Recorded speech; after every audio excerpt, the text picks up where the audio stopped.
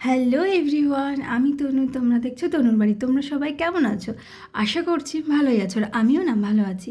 আজকে তোমাদের সাথে একটি অন্যরকম রেসিপি শেয়ার করব।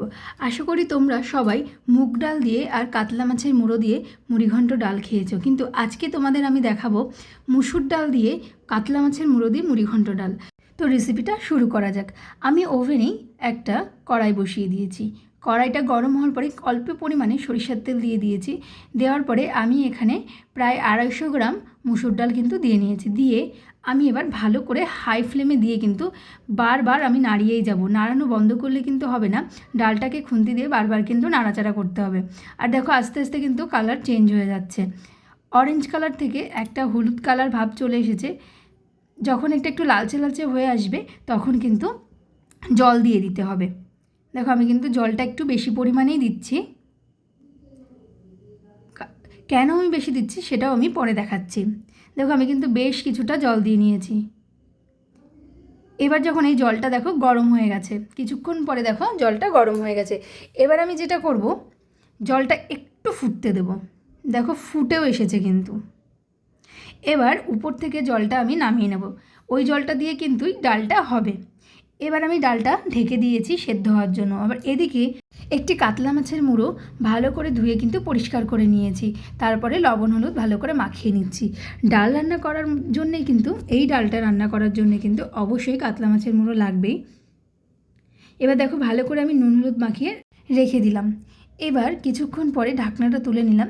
আমি কিন্তু যখন ঢাকনাটা দিয়েছিলাম তখন কিন্তু গ্যাসের ফ্লেমটা লো করে দিয়েছিলাম। ঢাকনাটা তুলে আমি কিছুটা কাঁচা লঙ্কা কুচি বা চেরা দিয়ে দিয়েছি। দিয়ে আমি আবারও ঢাকা দিয়ে দেবো, এখনও কিন্তু সেদ্ধ হয়নি।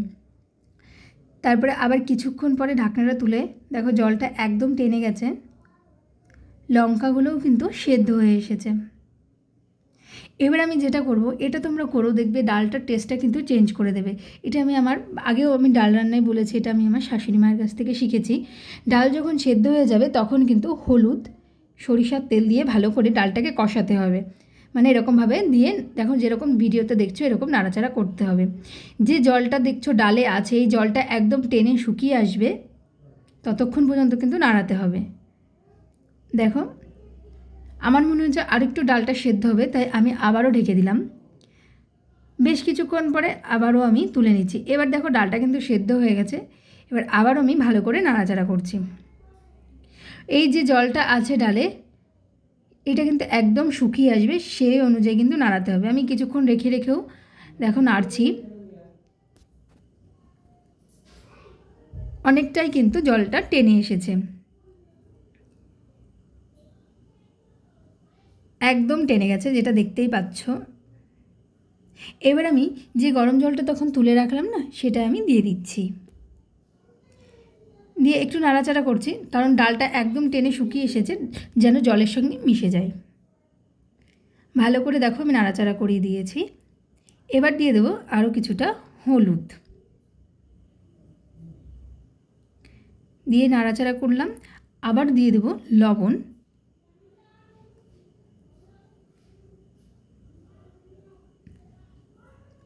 এবার যেই ওটা ফুটে উঠবে, সেই কিন্তু আমি অন্য পাত্রে ঢেলে কড়াইটাকে ভালো করে ধুয়ে মাছের মুড়োগুলোকে বেশ লাল লাল করে ভেজে নেব।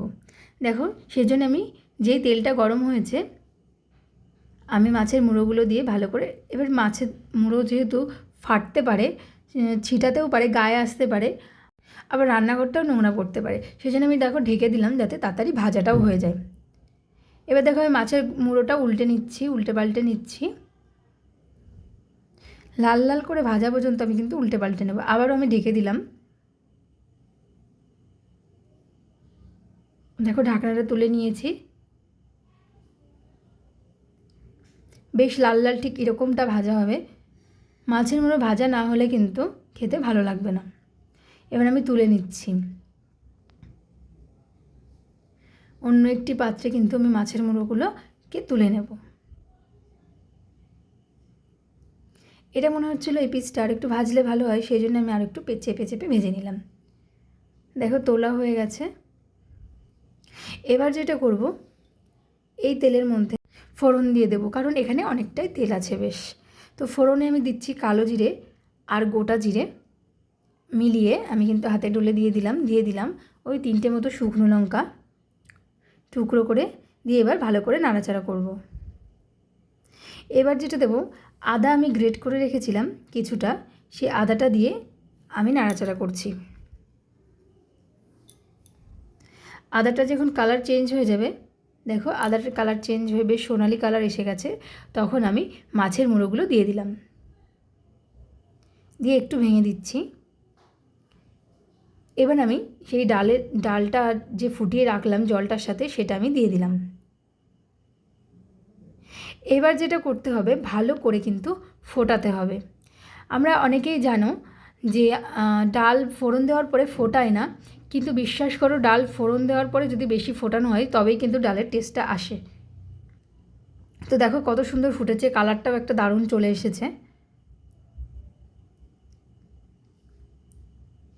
দেখো কমেও এসেছে, ডালের ঘনত্বটাও বেড়েছে। এই সময় আমি একটু চিনি দিয়ে দিলাম, জাস্ট টেস্টটা ব্যালেন্স হওয়ার জন্য। বেশি দিলে কিন্তু ভালো লাগবে না, মিষ্টি মিষ্টি হয়ে যাবে। এবার এর মধ্যে একটু গরম মশলাও দিতে পারো। তো গরম মশলা দিয়ে কিন্তু এবার নামিয়ে নিলেই রেডি মুসুর ডালের মুড়িঘণ্ট ডাল। তো এই রেসিপিটা কেমন লাগলো অবশ্যই জানিও। ভালো লাগলে লাইক কমেন্ট শেয়ার করতে কিন্তু ভুলো না। আর এরম লোভনীয় রেসিপি আরও পেতে আমার চ্যানেলটিকে সাবস্ক্রাইব করো। দেখা হচ্ছে নেক্সট কোনো রেসিপি নিয়ে নেক্সট কোনো ভিডিওতে। সবাই ভালো থেকো, সাবধানে থেকো, টাটা।